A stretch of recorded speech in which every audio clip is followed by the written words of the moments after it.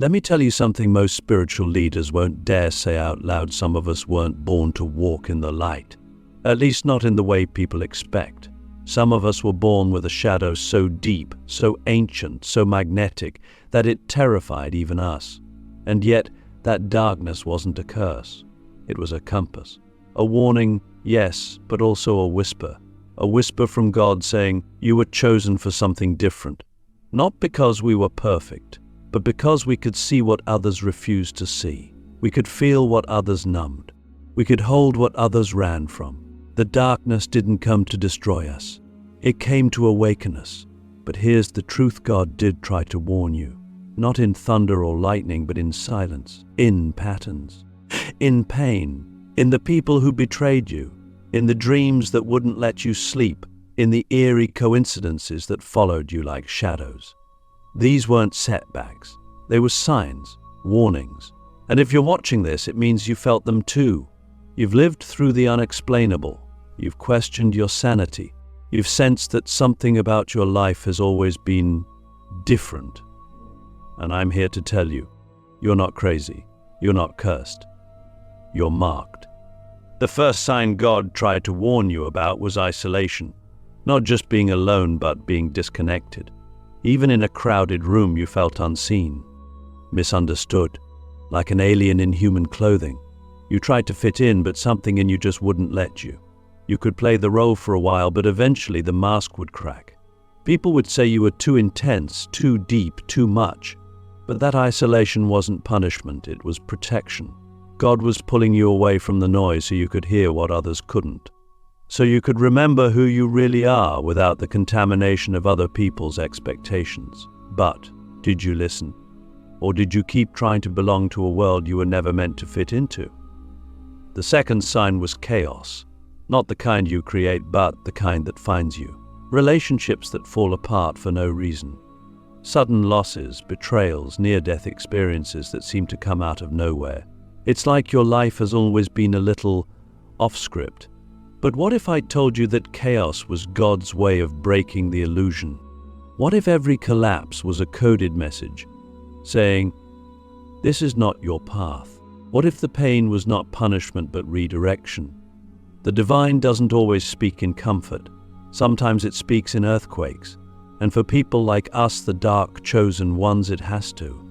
Because otherwise, we won't stop. We'll keep chasing dreams that don't belong to us. We'll keep betraying our calling just to feel normal. So God sends chaos to cut the cord. The third sign was attraction to darkness. You've always been drawn to the edge, to the strange, the forbidden, the mystical, not in a destructive way, but in a curious way. You saw beauty in the broken. You felt safe in the shadow. You weren't afraid of demons, you wanted to understand them. While others ran from the dark, you walked into it. But this wasn't rebellion. This was your soul remembering that light isn't the only teacher, that there's wisdom in the void, that God lives in the shadow just as much as the sun. But did you trust that pull? Or did you shame yourself for it? Did you try to be pure in ways that weren't real, just to be accepted? The fourth sign was your sensitivity. Not just emotionally, but energetically. You've always felt things before they happened. You could sense lies in people's voices. You could walk into a room and feel what happened there hours before. You were called too sensitive, but that sensitivity was sacred. It was your radar, your protection, your superpower.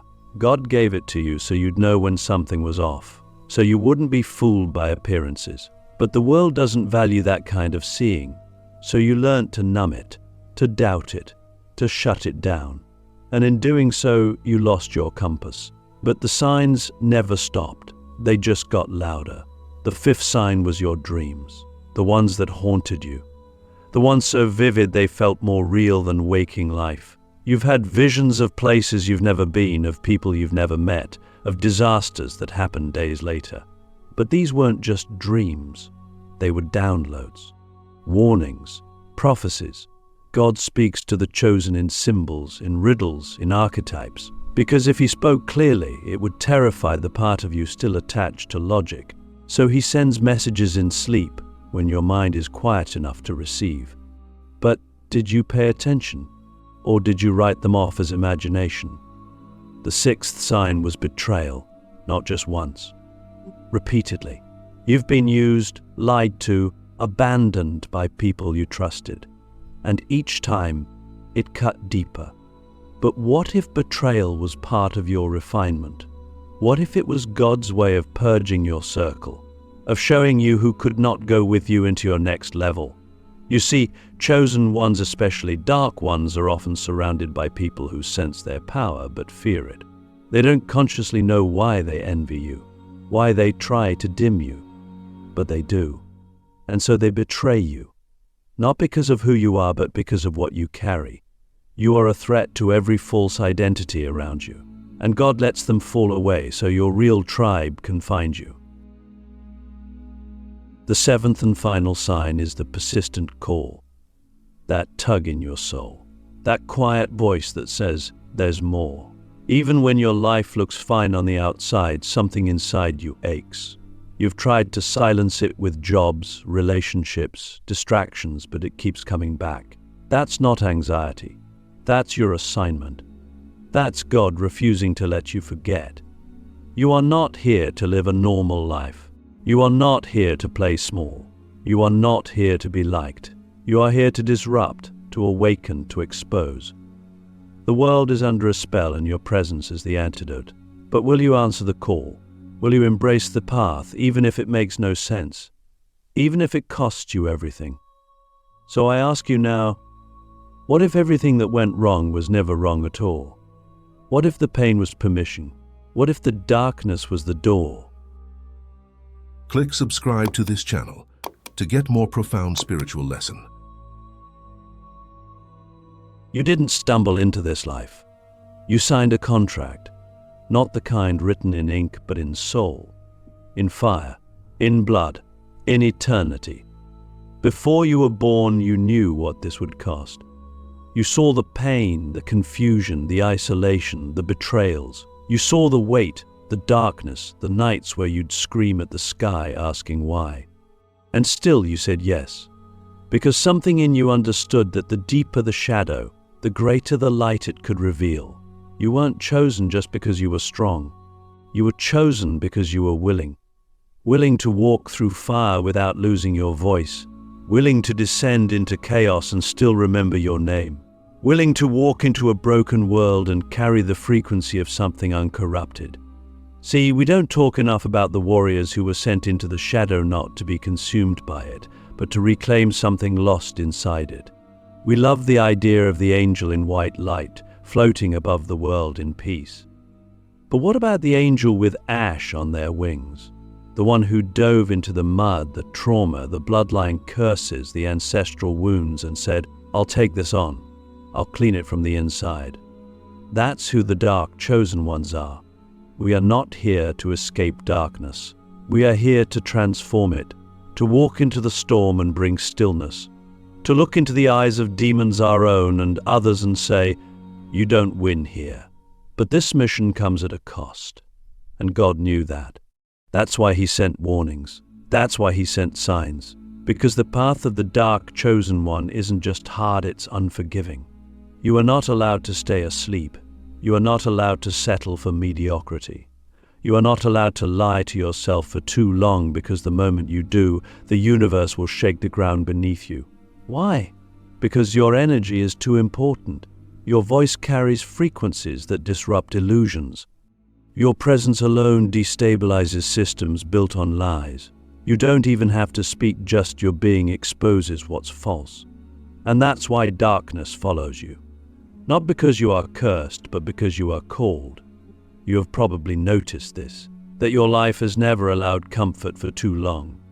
That every time you think you've made it, something collapses. That every time you try to be like everyone else, something inside you dies. That's not failure. That's the contract. That's the sacred reminder that you were not born for average. You were born to disrupt, to challenge, to rebuild. But first, you had to be broken. Not because God enjoys your suffering, but because only the broken are humble enough to hold the kind of power you're meant to carry. Only the broken can carry the medicine. because only the broken understand the wound. And here's the thing most people never realize. Your mission didn't start when you awakened. It started the moment you were born into dysfunction, into trauma, into a bloodline that carried secrets and shame. God placed you there on purpose, not to punish you, but to plant you. You were the seed, the interruption in the pattern, the breaker of chains. And so your early life was the training ground. Every slap, every scream, every silence, it was molding you, teaching you how to feel everything, sense everything, survive everything. So that when it was time to rise, you wouldn't just speak light, you would embody it. Not the filtered, polished light that sells books, but the raw, gritty, earned light that turns pain into prophecy. And isn't that what you've always felt deep down? That you were never meant to be saved, but to save others. Not through ego, not through superiority, but through embodiment. Because once you've walked through hell and made it out with your soul intact, you become a mirror for others still trapped in it. You don't have to preach. You are the sermon. Your scars become scripture. Your silence becomes sanctuary. People are drawn to you, and they don't know why. They just feel safe, seen, understood. Because you've been to the places they're afraid to admit they've visited. And you didn't run. You remembered. So let me ask you something. What if you stopped fighting the darkness and started listening to it? What if the shadow isn't your enemy but your initiation? What if the very thing you've been avoiding is the key to your next level? What if God didn't give you the hardest mission because He wanted to test you, but because He trusted you? This contract you signed, it's not about perfection. It's about alignment. It's about remembering that your pain was never random, that your chaos was never meaningless, that your suffering wasn't in vain. It was all part of the code that activates your purpose, the code that turns you into the kind of leader who doesn't just talk about healing but embodies it, the kind of being who doesn't just quote scriptures but becomes one. So I ask you again, are you ready to stop running from the darkness? Are you ready to honor the contract you made before you were born? If you've made it this far, then you already know you're not ordinary. You've never been. You were never meant to be. And with that truth comes a reality most aren't prepared for. Being chosen doesn't mean being blessed in the ways the world understands. It means being burned. It means being stripped, tested, emptied, and pushed to the edge again and again until all that remains is truth. That's the cost of carrying fire. And fire doesn't care about your comfort. Fire comes to purify. There's a reason people are drawn to you. Even when you try to hide, they come to you. With their pain, their questions, their chaos. They don't even know why they feel safe around you, they just do. And it's not because you have all the answers. It's because you've been through the fire. You've survived things that would have destroyed others. You've walked through storms and come out soaked in wisdom. People feel that in your energy. They feel the depth, the integrity, the silent authority of someone who has earned their light. But no one talks about what it takes to get there.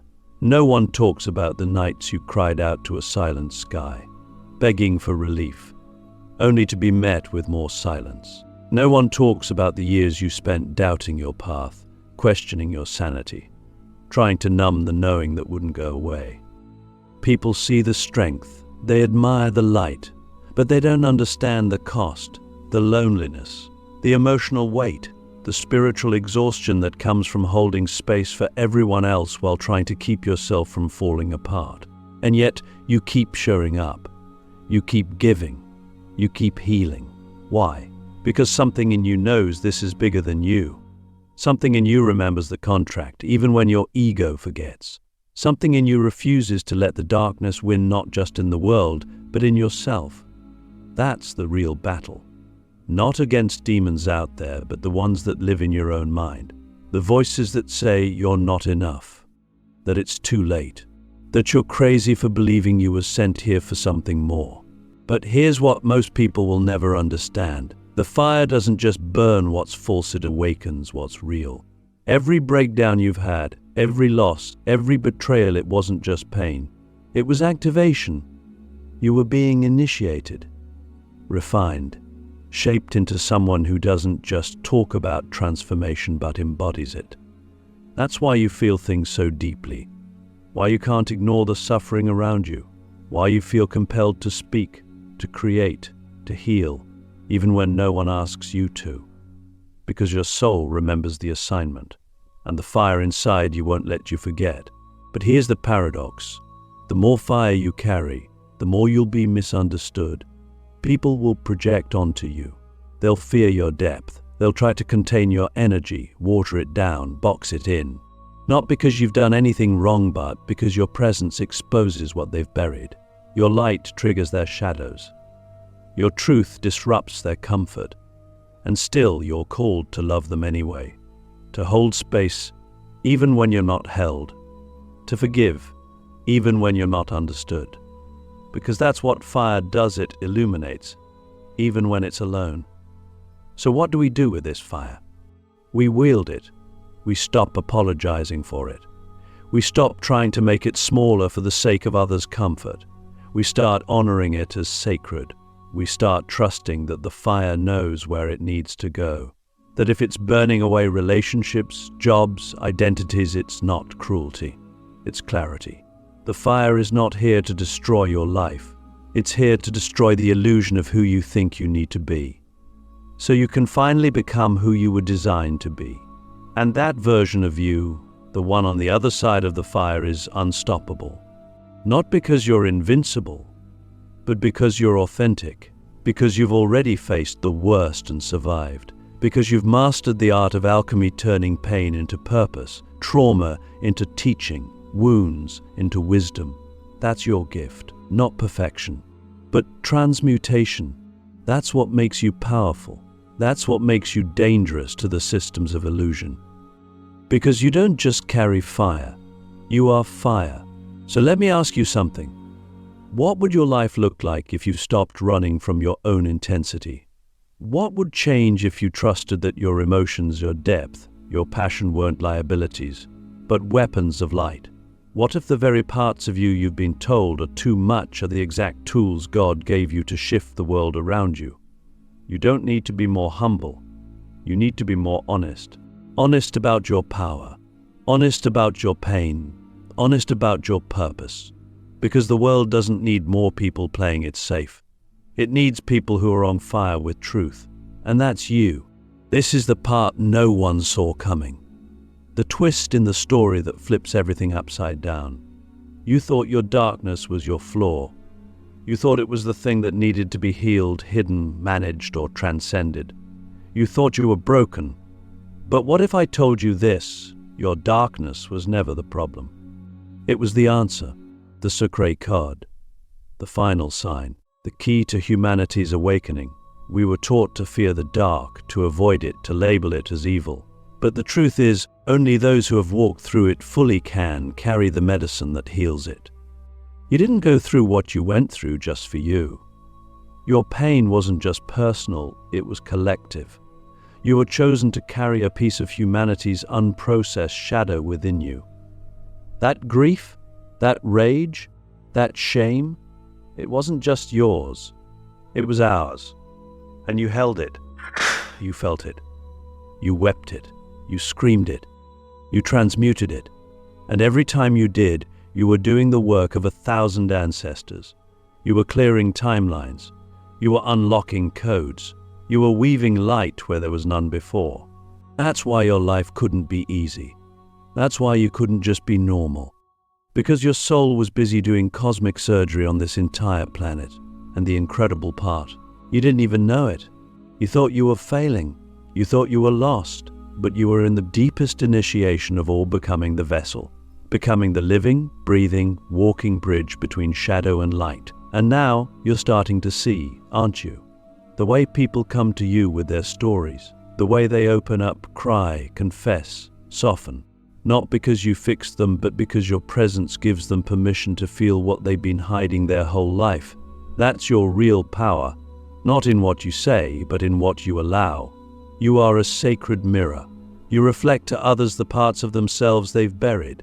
And yes, that makes you magnetic, but it also makes you dangerous to the illusions, to the lies, to the systems that feed on fear, because you can't be manipulated by fear when you've already sat with it. You can't be controlled by shame when you've already faced it. You can't be silenced by society when your voice rises from the bones of your own resurrection. You are no longer just surviving, you are embodied truth. And that truth is contagious. That's why you're here. Not to preach, but to radiate. Not to prove, but to be. Your very existence is living proof that darkness can be alchemized. That trauma can be transformed. That suffering can become sacred. You are the future ancient, the soul who remembered, the echo of a prophecy written before time began. And now is the time to rise. You've felt it, haven't you? That quiet knowing. That strange sense that something big is coming. Not outside, inside. A tipping point. A moment where everything finally clicks. Where you don't just understand your pain, you own it. Where you don't just carry your darkness, you wield it. As a tool. As a torch. As a transmission. Because that's what you've become.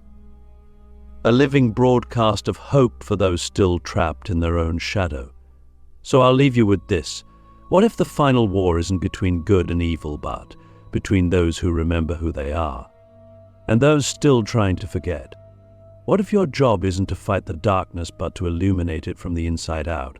What if you're not waiting for a sign from God, but you are the sign? Because the moment you stop apologizing for your darkness, the world starts to awaken to its light. And that changes everything.